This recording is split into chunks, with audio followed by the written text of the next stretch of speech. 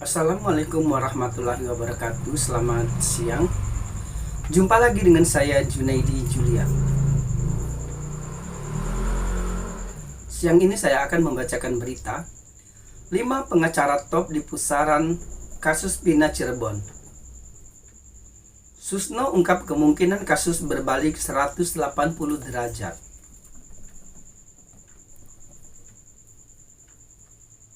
Berikut 5 sosok pengacara top yang mendampingi keluarga korban, tersangka dan terpidana kasus kematian Pina Cirebon. Dari informasi yang dihimpun Tribun, ada 5 nama. Mereka adalah Hotman Paris, Otto Hasibuan, Farhad Abbas, Deolipa Yumara, dan Razman Arif Nasution. Seperti diketahui, Pina Dewi Arsita atau Pina Cirebon ditemukan tewas di Jembatan Talun Cirebon 27 Agustus 2016 silam. Pina Cirebon ditemukan tewas bersama pacarnya Muhammad Rizki atau Eki. Kasus ini menjadi ramai diperbincangkan hingga muncul sejumlah pengakuan saksi yang mengaku melihat peristiwa tersebut. 1. Hotman Paris. Hotman Paris mengungkap alasan membela keluarga korban Pina Cirebon.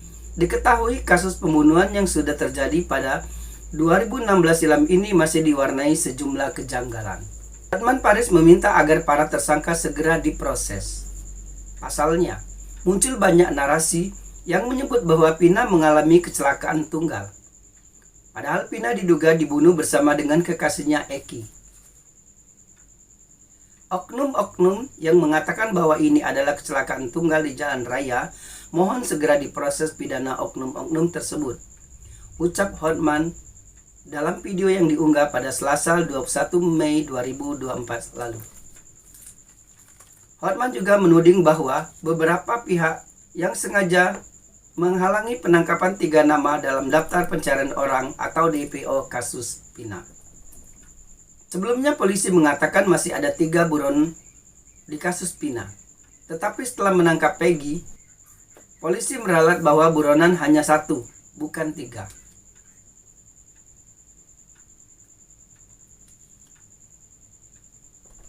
Peggy pun dinyatakan sebagai tersangka terakhir. Situasi yang penuh kejanggalan ini ramai disorot publik. Hotman pun akhirnya turun tangan siap membantu pengungkapan kasus pembunuhan Pina. Sosok pengacara kondang ini memang sudah sering membantu masyarakat yang terseret kasus hukum, baik secara berbayar maupun sukarela. 2. Otto Hasibuan. Ketua Umum atau Ketum Perhimpunan Advokat Indonesia atau Peradi, Otto Hasibuan memastikan pihaknya akan memberikan bantuan hukum kepada Sudirman, seorang terpidana kasus pembunuhan Pina dan Eki yang divonis hukuman penjara seumur hidup. Otto Hasibuan menyebut, Peradi memiliki pusat bantuan hukum atau PBH yang tersebar di 160 wilayah di Indonesia. Maka sudah semestinya Otto memberikan bantuan hukum secara cuma-cuma untuk Sudirman. Menurutnya pengacara ini merasa terganggu saat menangani kasus pembunuhan Pina. Ibu Titin, pengacara Sudirman, merasa bahwa ada oknum-oknum tertentu yang melakukan upaya-upaya agar kliennya Sudirman mencabut kuasa dari Titin dalam menangani perkara itu, jelas Otto. Menurutnya, pihak keluarga Sudirman kemudian meminta bantuan hukum kepada Peradi untuk menjadi kuasa hukum Sudirman. Otto menjelaskan seorang advokat harus bekerja dengan bebas dari tekanan. Jika ada tekanan ke advokat, hal ini akan menjadi permasalahan bagi masyarakat yang ingin mencari keadilan. Kerennya dia meminta oknum-oknum yang diduga polisi itu untuk tidak melakukan penekanan. Mohon kiranya agar Kapolri atau Kapolda Jawa Barat dapat memberikan atensi khusus kenapa hal ini bisa terjadi, tegasnya. 3. Farhad Abbas. Farhad Abbas ikut turun tangan di kasus pembunuhan viral Pina dan kekasihnya Eki di Cirebon. Kini Farhad Abbas siap mendampingi Saka Tatal, mantan terpidana kasus pembunuhan Pina dan Eki pada 2016 silam. Farhad Abbas turut membantu Titin Prialianti sebagai kuasa hukum membela Saka Tatal Setelah keterangannya diragukan mengaku menjadi korban salah tangkap. Baru-baru ini Farhad Abbas terlihat menyambangi kediaman Saka Tatal di Jalan Perjuangan, Cirebon pada Sabtu 1 Juni 2024. Menurut Farhad Abbas, masa depan Saka Tatal harus terhalang karena diduga terlibat dalam kasus pembunuhan Vina dan Eki. Adapun Saka Tatal bebas setelah divonis 8 tahun penjara, sementara 7 pelaku lainnya yang dewasa divonis seumur hidup. Mengingat saat kejadian, usianya baru menginjak 16 tahun. Kepada Farhad Abbas, Saka Tatal menceritakan kembali penderitaan yang ia rasakan selama menjalani masa tahanan. "Kamu sempat dapat penyiksaan waktu itu?" tanya Farhad Abbas dilansir dari YouTube Wa Uceng Channel Minggu 2 Juni 2024. Waktu itu sempat diinjek-injek kepala dipakai gembok. Walaupun dikasih makan juga kayak binatang, papar Saka Tatal. "Saya mengaku karena sudah nggak kuat dipukulin," sambungnya. "Siapa yang dipukulin waktu itu?" tanya Farhad Abbas lagi. "Pak kepolisian dari Polresta Cirebon, tiap hari dipukulin. Aku nggak ngelakuin apa yang dituduhkan sama sekali, tapi dipaksa mengakui," ungkap Saka. 4. Deolipa Yumara. Deolipa Yumara, mantan pengacara Baharada E, mengaku siap membela Peggy Setiawan, tersangka di kasus pembunuhan Vina.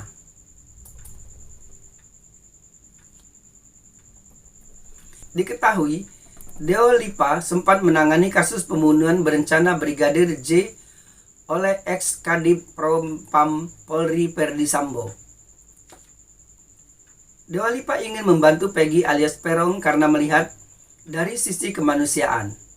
Menurutnya, mungkin saja Peggy ketakutan sehingga lari dan mengganti nama. Deolipa mengaku tertarik untuk meneliti sebaik mungkin apa yang terjadi dalam kasus ini. Dirinya juga menyayangkan teman Vina yang kesurupan malah dijadikan dasar. Deolipa juga belum yakin jika Peggy Setiawan adalah pelaku sebelum ada pembuktian akurat. "Saya belum yakin kalau dia pelakunya sebelum adanya pembuktian akurat yang ada di persidangan," ungkap Deolipa Selasa 28 Mei 2024. 5. Razman Arif Nasution. Pengacara Razman Arif Nasution bicara soal kasus Vina setelah menjadi kuasa hukum Yosi P. Ahdian. Yosi mengaku kuasa hukum Vina dan Eki pada 2016 silam. Yosi merasa perlu memiliki kuasa hukum untuk ikut berbicara tentang proses hukum yang pernah dilaluinya kala membela Vina dan Eki 8 tahun silam. Dan kini diungkit kembali. Razman pun menyuarakan 3 tuntutannya. Pertama, meminta pengacara para terdakwa pembunuhan Vina berinisial JN 8 tahun silam untuk diperiksa karena diduga telah mempengaruhi dan mengarahkan agar membuat keterangan berbeda. Tuntutan kedua dan ketiga adalah meminta Direktorat Reserse Kriminal Umum di Reskrimum Polda Jawa Barat untuk memeriksa secara tuntas Peggy Setiawan dan ayahnya Rudi Irawan. Sekarang perlu diproses. JN yang diduga mempengaruhi, menyuruh, membuat keterangan berbeda, kata Razman dalam konferensi pers di Jakarta Sabtu 1 Juni 2024. Yang kedua, bagaimana memeriksa PS secara utuh. Yang ketiga, orang tuanya. Yang terakhir, bagaimana kita meramu agar ini semua cepat selesai dengan baik, kata Razman. Susno duga ada rekayasa. Peluang Peggy Setiawan dan 7 terpidana pelaku lainnya bebas. Ini diungkap oleh ex Kabar Reskrim Polri Komjen Purnawirawan Susno Duaji. Kasus ini bisa saja berbalik 180 derajat. Apa maksud pendapat ex Kabar Reskrim Susno Duaji ini? Dalam argumennya, pejuang itu ada setelah muncul pengakuan Suroto yang dinilai kuat dalam kasus Vina Cirebon. Saya yakin bahwa naluri saya berbicara melihat cerita ini, pelakunya bukan terpidana yang sekarang mendekam di dalam penjara. Sisa 7, ya, bukan juga Saka Tatal. bukan juga si Peggy. Udahlah, bebaskan mereka. Cari pelaku yang sebenarnya, katanya dalam channel YouTube-nya. Susno mengungkapkan itu usai munculnya sosok Suroto. Petugas keamanan sekitar TKP Pina dan Eki ditemukan di jembatan muncul. Dari situ, ia menyebut bahwa jika kesaksian Suroto benar, para terpidana dapat dinyatakan tak bersalah. Kalau benar apa yang dijelaskan Mandor Suroto, aparat keamanan desa, betul, dia menemukan pertama. Dia yang menolong pertama Eki dan Pina. Dan Pina masih hidup. Ini kalau benar. Maka cerita tentang terbunuhnya Eki dan Pina akan berbalik 180 derajat. Dan yang jadi narapidana itu bebas, termasuk Peggy yang sekarang sedang disidik. Mengapa? Karena jalan ceritanya tidak seperti jalan cerita sidang, ujarnya. Ia lantas meminta pihak berwenang melakukan penyidikan lebih terkait kasus Pina ini. Diperlukan kejujuran dari pihak Polri, jaksa dan hakim, dari semua level dalam perkara ini, supaya betul-betul sesuai dengan keadaan sebenarnya. Bukan skenario pertama TKP berbeda, ceritanya beda, ungkapnya. Ada dua saksi Mandor Desa Suroto dan Ketua RW yang melihat langsung ke SMP 11 itu, saksi yang benar. Jelas Susno Duaji. Sementara itu Susno Duaji juga meyakini jika para terpidana tak bersalah. Susno Duaji bahkan menilai jika mereka tak sepatutnya mendapatkan hukuman penjara seumur hidup. Alasannya nggak cukup untuk menjadikan dia ditahan ditangkap. Nggak usah advokat cari saksi lain. Yang mencari itu penyidik, supaya alasan penahanan tersangka itu memenuhi syarat, ujarnya. Minta Ibtu Rudiana ikut diperiksa. Susno mendesak agar Polri memeriksa dua saksi tersebut dan Ibtu Rudiana. Ia menduga adanya skenario yang melenceng dari fakta yang sebenarnya. Ini harus dilakukan oleh Polri sehingga kita tahu jalan ceritanya. Jelas apakah kasus yang masuk di persidangan itu adalah kasus hasil skenario buatan dari Aib Melmel Rudiana. Saya menduga begitu, lanjutnya. Hal itu harus segera dilakukan Polri, kata Susno. Lantaran ini menyangkut nyawa manusia yang dihukum seumur hidup. Maka dari itu, Susno meminta agar tim penyidik untuk jujur dalam mengungkap kasus ini. Diperlukan kejujuran dari pihak Polri selaku penyidik. Dan saya yakin mereka akan menegakkan kejujuran. Kan penyidiknya sudah beda. Diperlukan juga kejujuran jaksa dan hakim untuk perkara ini betul-betul sesuai keadaan sebenarnya, bukan skenario, pungkasnya. Kesaksian Suroto. Suroto petugas keamanan atau Siskamling di desa sekitar jembatan Talun, mengaku sebagai sosok yang pertama kali menolong Pina dan Eki. Suroto berani bersaksi jika dirinya masih ingat jelas kejadian di malam hari tersebut. Saat itu Suroto sempat gemeteran tak menyangka melihat kondisi Pina yang memprihatinkan hingga membuatnya bergerak untuk menolong. Ulangi. Adapun kejadian itu diketahuinya berawal ketika sedang patroli di sekitar TKP. Dirinya menemukan jasad duo sejoli tersebut pada malam hari. Hari ini saya patroli keliling karena saat itu rawan begal di jam 10 sampai 11 malam. Jam 10 saya lewat, mutar balik ke flyover di sini. Saya melihat korban-korban tergeletak. Cerita Suroto saat ditemui iNews di jembatan flyover Talun. Dikutip dari tayangan kanal YouTube official iNews Rabu 5 Juni 2024. Ia pun lalu menunjukkan posisi tubuh Eki dan Pina yang ketika itu tergeletak di tengah pembatas jalan flyover Talun. Suroto berani bersaksi jika dirinya masih ingat jelas kejadian di malam hari tersebut, jam 10 malam. Bisa dipertanggungjawabkan dunia dan akhirat. Saya saksi, masih ingat betul, ungkap Suroto. Ini asli dan tidak ada saya rekayasa. Posisi ada di sini, bukan di sana, tegasnya. Dari keterangan Suroto, dirinya yakin tidak ada Mel-Mel atau siapapun yang membantu Pina dan Eki di TKP.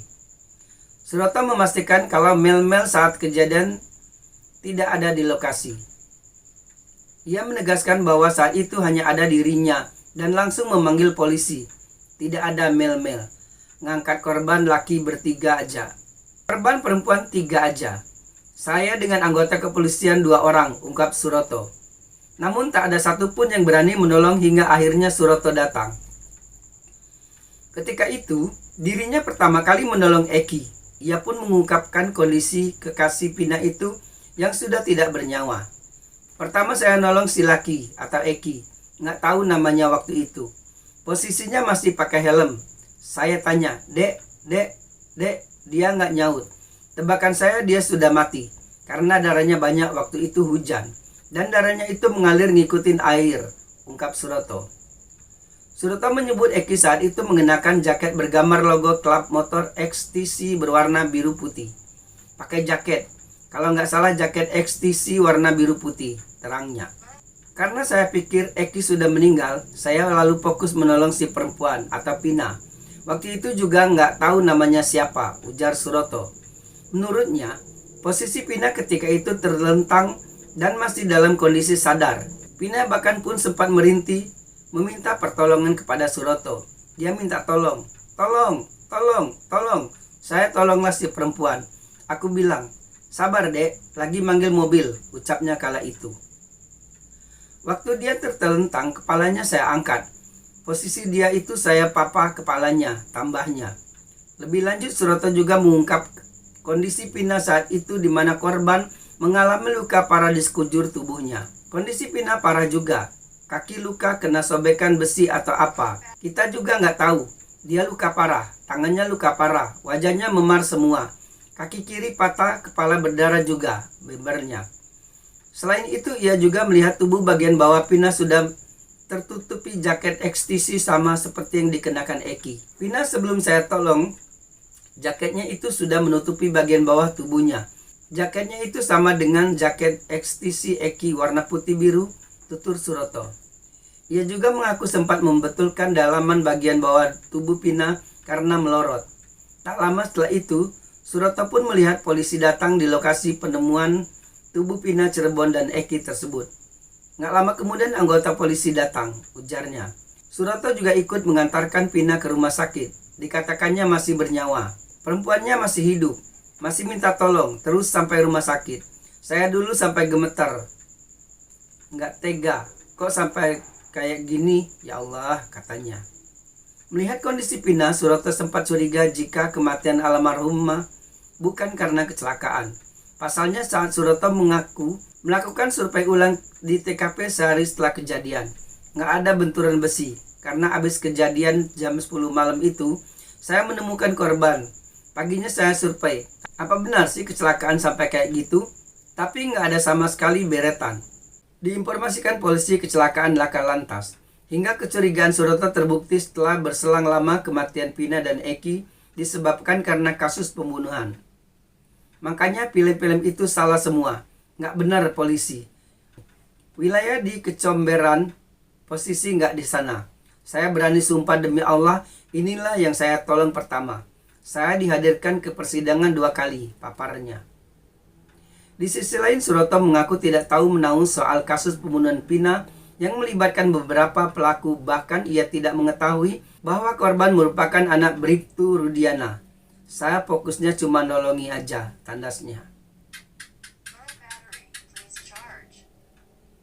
Itulah berita kita siang ini. Selamat siang. Wassalamualaikum warahmatullahi wabarakatuh.